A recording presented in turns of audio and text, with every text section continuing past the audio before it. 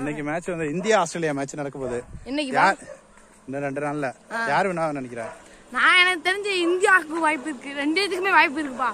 டேய் அவங்க ஸ்டோனிஸ்னா படம் காட்டுறான்டா, பறக்க விடுறேன். அப்பா 3 இந்த ஃபர்ஸ்ட் ஆஸ்திரேலியால 3 விக்கெட் எடுத்துனா அவ்வளவுதான்ப்பா மேட்ச். நம்ம ஜெயிச்சிடலாம். வார்னர் இந்தியாவோட சூப்பரா விளையாடுவேன், அவன் அடி நொறுக்கிடுவேன்.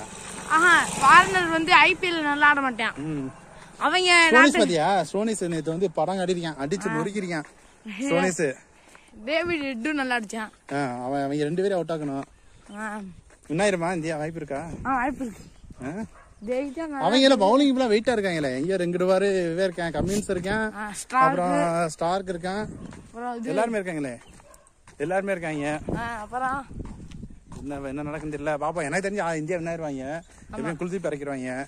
ஓப்பனிங் யஸ்பால் வந்துருவாரு நினைக்கிறேன். விராட் கோலி ஃபார்முக்கு வரல இன்னும்.